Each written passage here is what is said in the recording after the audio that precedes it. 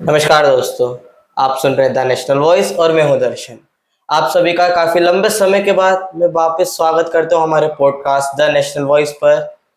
और हर बार की तरह हमारा आज का एपिसोड भी बहुत खास है, जो कि ना तो पॉलिटिक्स से जुड़ा है और ना ही बिजनेस से, बल्कि एक ऐसी शख्सियत के साथ है जो कि प्रिंसिपल होने के साथ साथ वुमेन एम्पावरमेंट और स्टूडेंट्स को इंस्पायर करने के लिए बहुत एक्टिवली काम कर रहे हैं।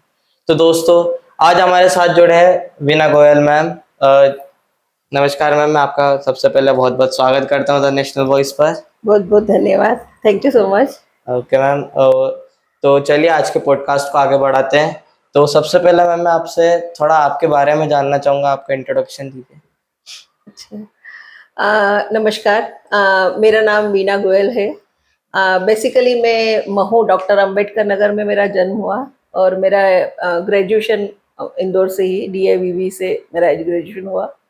बीएससी के बाद जैसा कि उस समय होता था, मैरिज हो गई और आफ्टर मैरिज मैंने दोनों बच्चों के जन्म के बाद मेरी एजुकेशन कंप्लीट किया। MA English literature and BEd किया and then mental arithmetic abacus का पूरा ट्रेनिंग किया। अपार्ट फ्रॉम दिस 40 एक्टिविटीज, 40 ऐसी गतिविधियां थी जो मैं बच्चों को सिखाया करती थी, बालिकाओं को, यस मैम। जिसमें मेनली शुजालपुर में कैलीग्राफी के लिए मुझे जाना जाता है, यहाँ पर कैलीग्राफी शुरू करने के लिए। तो इस तरह से एजुकेशन कंप्लीट किया और काफ़ी लंबे समय से स्कूल प्रिंसिपल के रूप में सेवाएं दे रही हूँ। अच्छा। और मैम, मैं चाहूँगा कि एक बार आप हमारे साथ अपना एक्सपीरियंस शेयर करें कि आप टीचिंग लाइन में कैसे आए। मैं आफ्टर मैरिज 1995 से ही लगातार मेरी शीना आर्ट क्लासेस के नाम से क्लासेस चलती थी और मेरे जो लाइफ में जितना भी जो सक्सेस है या जितना भी मैं आगे बढ़ पाई, इसमें फैमिली का इम्पोर्टेंट रोल है। मेरे फादर, मेरे ब्रदर और मेरे हस्बैंड, तो उनका ये इच्छा थी कि मैं क्लासेस के साथ कोई जॉब करूं और मुझे जब डायरेक्टली प्रिंसिपल के लिए ऑफर आया तो उन्होंने बहुत सपोर्ट किया। बेटा काफी छोटा था तब मैं इस लाइन में आई और यहाँ पर एक अलग ही सेटिस्फेक्शन मिलता है। अर्निंग अपनी जगह होती है, हमारी मेन अर्निंग जब होती है जब हमारा पढ़ा हुआ बच्चा किसी पोस्ट पे पहुंचता है। Yes ma'am. मतलब जब देखते हैं हमारे पढ़ाए हुए बच्चे आर्मी में हैं, नेवी हैं, कहीं वो मेडिकल लाइन में निकल गए हैं, कहीं इंजीनियर हैं, तो बड़ा प्राउड फील होता है कि हम कुछ अच्छा कर पा रहे हैं। तो ये प्रोफेशन बाय चॉइस है, बाय चांस नहीं है और बहुत अच्छे से एंजॉय करते हो हम इसको फुलफिल यस करते मैम। हैं। तो आपने प्रिंसिपल कौन से सन में बने थे और स्टार्टिंग कौन से स्कूल से करी है आपने? मेरा 2009 में मैं जॉय एकेडमी में एज अ प्रिंसिपल मैंने ज्वाइन किया था यस मैम। और जॉय एकेडमी के बाद स्पार्कल्स इंटरनेशनल स्कूल में एंड देन संस्कार ग्रुप से जुड़ी हुई हूँ। अच्छा। और आपके इतने सारे सालों के एक्सपीरियंस के बाद आपको क्या लगता है कि स्टूडेंट्स में क्या मेजर चेंजेस आए? देखिए अभी का जो समय है उसके समय जैसे जैन जी बोलते हैं, जैन अल्फा बोलते हैं आप लोग, जिस हाँ। तरह से अभी जो चल रहा है, तो पैशंस लेवल कम है, धैर्य और कंसंट्रेशन ये कम हो रहा है। इसके पीछे कई चीजें हैं, पर एक चीज और भी है कि ग्रास्पिंग पावर, बच्चों की सोचने समझने सीखने की क्षमताएं बढ़ती जा रही हैं। तो देखिए जिस तरह से हम समय के साथ आगे बढ़ते हैं, तो टेक्नोलॉजी के साथ अपडेट होते हुए अगर हम काम करते हैं तो कहीं कोई प्रॉब्लम नहीं आती।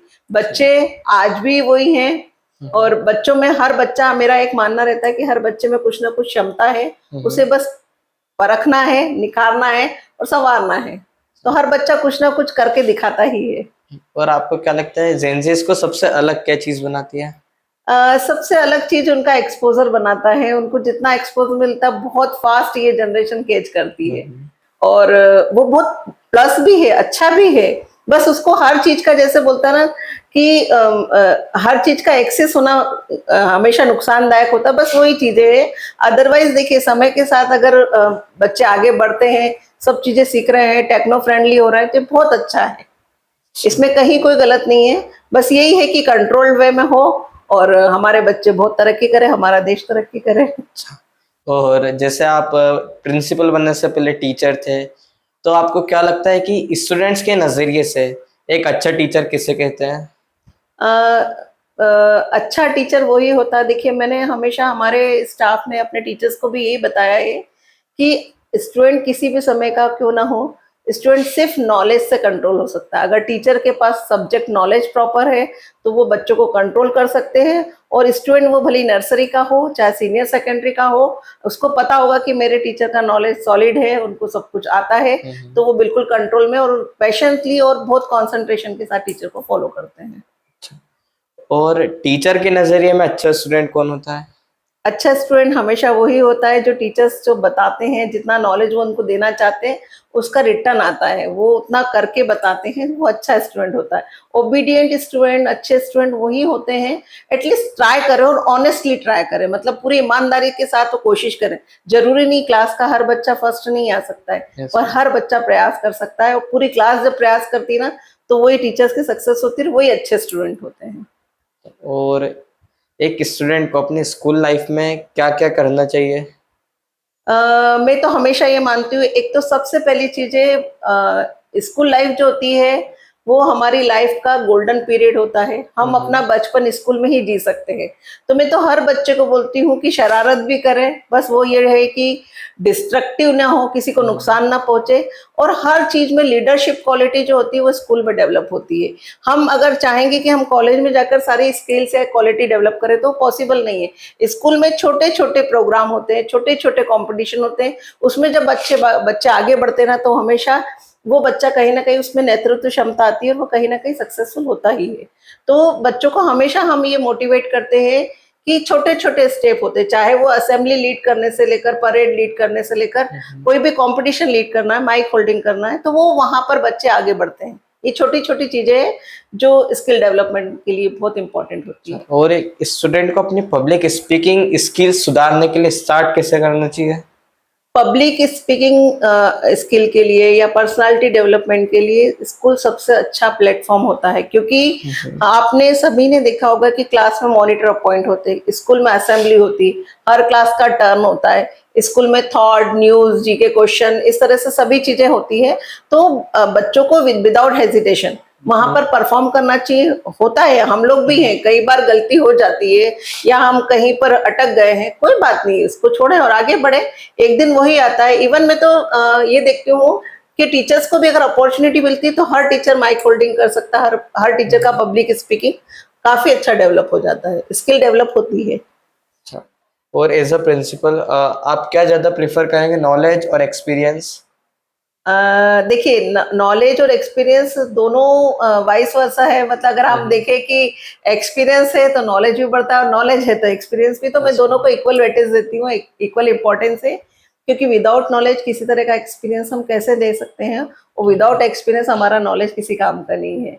तो दोनों चीजें हैं। हाँ, ये है कि दोनों का एक इक्वल बैलेंस हो जाए कि यदि नॉलेज है तो हम उसको हमारे एक्सपीरियंस में कन्वर्ट करें तो और ज्यादा अच्छा परफॉर्म कर सकते हैं। और अभी जैसा हाल ही में लोग मानते हैं कि स्टूडेंट्स को अपने स्कूल लाइफ में पॉलिटिक्स से दूर रहना चाहिए, तो आपको क्या लगता है कि स्टूडेंट को पॉलिटिकली अवेयर रहना चाहिए या उससे पॉलिटिक्स से दूर रहना चाहिए? अवेयर रहना चाहिए, ऑफ कोर्स, व्हाई नॉट, क्योंकि देखिए हम डेमोक्रेटिक कंट्री में हैं, हमारा जो देश है वो डेमोक्रेटिक कंट्री, और इलेक्शन हमारा इम्पोर्टेंट और एसेंशियल पार्ट है हमारे यहाँ का।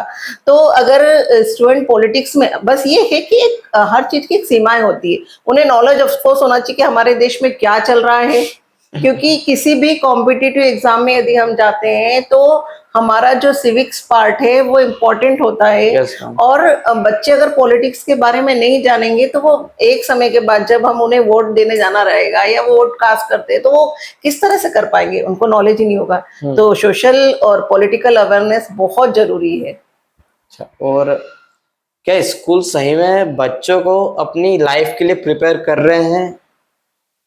हाँ, ये एक अच्छा क्वेश्चन है और आज के सिनेरियो में जरूर है। इसमें देखिए, मैं एज अ प्रिंसिपल आपको जो एक्सपीरियंस शेयर करूंगी ना, वो ये है कि एक हम लोग के समय का जब एजुकेशन था तो कभी भी पेरेंट्स 95% या 99% के लिए कभी भी फोर्स नहीं करते थे।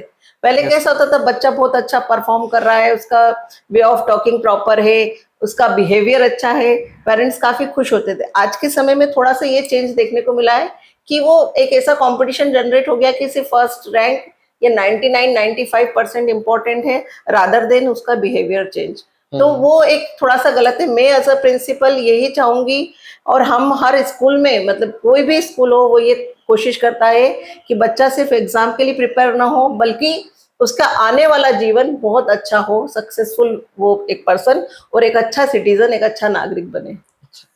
तो बाकी जैसे मैंने आपके बारे में शहर में तो बहुत सारी तारीफें सुनी है कि आप बहुत अच्छे प्रिंसिपल है, बट आपको क्या लगता है कि आपको एज ए प्रिंसिपल कौन सी चीज खास बनाती है? मैंने हमेशा जैसे जहाँ भी वर्क किया या मेरे साथ स्टाफ या स्टूडेंट का बॉन्डिंग रहा, तो मैंने एक चीज देखी, मैं कभी भी कोई काम स्ट्रेस लेकर नहीं करती हूँ, हम्म। ओवर थिंकिंग नहीं करती हूँ। और दूसरा मुझे ऐसा लगता है कि एक स्माइलिंग फेस, एक सॉफ्ट वॉइस, तो आधा काम हमारी टीम हमारे साथ हो जाती है, क्योंकि हर व्यक्ति आज के समय में स्ट्रेस से गुजरता है। तो हम कोई भी काम करें उसको बहुत प्लानिंग के साथ और बहुत पॉजिटिविटी के साथ करें। हमारा पॉजिटिव एस्पेक्ट, हमारा रवैया जो हम अगर सकारात्मक सोचते हैं, तो हमेशा एक वो दिशा बनती जाती है और हम बहुत अच्छे से सफर तय करते हैं। एक और चीज है, यहाँ पर मैंने आपको मेरा शेयर करना चाहूंगी कि मेरा एजुकेशन ग्रेजुएशन ही हुआ था और मेरी मैरिज हो गई थी। तो आफ्टर मैरिज मैंने दोनों बच्चों के बर्थ के बाद मेरा एजुकेशन कंप्लीट किया और मैंने मास्टर्स डिग्री और मेरा बीएड इसके बाद ही हुआ। बेटा भी काफी छोटा था, काफी लोग हंसते भी थे उस समय कि अब कॉलेज जाना है, बट फैमिली सपोर्ट से ये किया। और मैं प्रिंसिपल डायरेक्टली, मैंने टीचिंग के पहले मतलब मैं डायरेक्टली प्रिंसिपल अपॉइंट हुई थी। तो उसके कारण ये रहा कि एक सोशल अवेयरनेस और वुमेन एम्पावरमेंट की तरफ हम लोग बढ़े और कई महिलाएं आज आफ्टर मैरिज भी अपना एजुकेशन कंप्लीट करती है। और इस स्कूल या एजुकेशन सेक्टर में देखेंगे तो मेनली इसमें लेडीज रहती हैं, जो फीमेल टीचर्स रहते हैं, तो वो एक बहुत प्लस पॉइंट रहता है। और इसी वजह से शायद एक पहचान बनी है कि टीम खुश रहती है। मैं हमेशा ये बोलती हूँ कि काम हम सब मिलकर करते हैं, हम भी एम्प्लॉय, आप भी एम्प्लॉय, बट हम अपना वर्क हमेशा एक स्माइलिंग फेस के साथ करेंगे तो एनर्जी कम लगती है, स्ट्रेस कम होता है और सक्सेसफुल मिलती है। और जैसे एज अ प्रिंसिपल आप तो बहुत अच्छे हैं, बट हमने सुना है कि आप सोशली भी वुमेन्स और स्टूडेंट्स को बहुत प्रोत्साहित करते हैं आगे बढ़ने के लिए, बहुत से कॉम्पिटिशन्स कराते हैं, तो एक बार थोड़ा उनके बारे में बताइए। हाँ, ये मेरा अपने आप से एक प्रॉमिस है कि समाज ने हमें बहुत कुछ दिया, एक अच्छी रिनाउंड फैमिली है, एक अच्छा परिवार है और काफी कुछ हम अचीव कर पाए हैं, तो समाज के प्रति हमारे कुछ दायित्व है। इसलिए हम लोग हमारा जो हमारी प्रोफेशनल लाइफ और पर्सनल लाइफ के बीच कुछ समय निकालकर सोशल लाइफ हमारी रहती है, उसमें हम लोग हमारी ऑर्गेनाइजेशन है जिसके माध्यम से हम बस्तियों के और ऐसे बच्चे जो वास्तविक और मूलभूत आवश्यकताओं के लिए भी स्ट्रगल कर रहे हैं, उनके लिए काम करते हैं। साथ में जैसे कई महिलाएं हैं जो कि कुछ करना चाहती हैं पर उनको एक माध्यम नहीं मिल पा रहा कि हम कैसे अर्न करें, तो उनके लिए काम करते हैं। एजुकेशन के लिए मैं एक एक्सपीरियंस मेरा शेयर करूंगी। मेरा जब अबेकस सेंटर था तो एक बच्चा मेरे पास आता था और उसकी काफी क्यूरियोसिटी थी। मैं क्योंकि काफी बिजी रहती थी तो एक दिन उसका क्यूरियोसिटी देखी, वो देखता रहता था एक साथ। तो मैंने उससे बोला कि भाई क्या है? बोले मैं पढ़ना चाहता हूँ पर मेरे पास फीस नहीं है, मैं अफोर्ड नहीं कर सकता हूँ। तो उसकी बात मुझे इतनी टच कर गई, मैंने उससे बोला कि जब भी मैं फ्री दिखूं तो आप मेरे पास आ जाया करो, मैं आपको पढ़ाऊंगी। उस बच्चे का उस समय नवोदय के लिए मैंने फॉर्म फिल करवाया उनको, क्योंकि उनके फादर भी कहीं मजदूरी करते थे, काफी पुअर कंडीशन थी। उस बच्चे ने वो फॉर्म किया, 8th के लिए अपीयर किया उसने और मैंने उसको पढ़ाया और उस साल 8th क्लास नवोदय में वो सिंगल सिलेक्शन हुआ था। राइट नाउ चंडीगढ़ से उसने इंजीनियरिंग किया और बहुत अच्छे सक्सेसफुल जॉब कर रहा है वो। तो एक अच्छा एक्सपीरियंस रहा और मुझे वो बहुत मतलब इस तरह से जो काम करते हैं, अभी भी हम लोग कई ऐसे बच्चे हैं जिनके कभी कभी ऐसा होता है कि फादर की डेथ हो गई या फैमिली कुछ ऐसे क्राइसिस आए कि बच्चे एजुकेशन नहीं कर पा रहे हैं, तो हम हमारे ग्रुप के माध्यम से उन बच्चों के लिए फीस या यूनिफॉर्म या किसी तरह का भी इनिशियल हेल्प के लिए कोशिश करते हैं। अच्छा, तो आपके इतने सारे एक्सपीरियंस, इतनी सारी कहानियों के बाद आपको क्या लगता है कि हमारे देश का आने वाला भविष्य कैसा रहेगा? देश का आने वाला वो भविष्य निसंदेह स्वर्णिम रहेगा। एक गोल्डन फ्यूचर हम हमेशा देखते हैं। हमारा आने वाला युवा काफी अच्छा है क्योंकि आज एक्सपोजर है बच्चों के सामने, उनको विश्व के बारे में जानकारियां हैं। बस सिर्फ और सिर्फ एक चीज हमें एक चिंता लगती है कि बस उन्हें एक सही दिशा मिले। आने वाला युवा बहुत कुछ करके दिखा सकता है, सही दिशा और सही मानसिकता के साथ आगे बढ़े तो निसंदेह हमारा देश विश्व विजेता जैसा कहा जाता है, एक स्वर्णिम भारत अवश्य बनेगा। तो मैम मैं बस आपसे आखिरी ये बोलना चाहूंगा कि हमारे युवाओं के लिए कुछ बातें जो आप कहना चाहती है। युवाओं के लिए या मेरे हमेशा की मैं अपने आप के लिए भी कुछ सेंटेंस जो दोहराती हूँ हमेशा, तो मुझे एपीजे अब्दुल कलाम साहब का एक कोटेशन जो हमेशा मेरे लिए भी इंस्पिरेशन रहा है कि सपने वो नहीं होते जो सोने पर देखते हैं, सपने वो होते हैं जो सोने नहीं देते। तो हमेशा अपना लक्ष्य अच्छा निर्धारित करें और उस लक्ष्य के लिए अपना सब कुछ मतलब पूरा जो हमारा उद्देश्य रहे उस लक्ष्य को हासिल करने में लगा दे।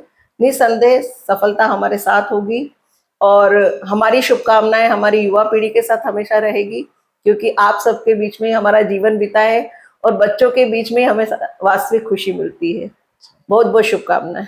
बहुत बहुत धन्यवाद मैम आपका समय देने के लिए। Thank you so much. Thank you so much guys. अगर आपको पॉडकास्ट अच्छा लगा हो तो इसको ज़्यादा से ज़्यादा अपने दोस्तों तक शेयर करें, अपने फैमिली मेम्बर्स के साथ शेयर करें, इसको लाइक करें और हमारे चैनल को सब्सक्राइब ज़रूर करें ताकि आपको इससे और पॉडकास्ट देखने को मिले।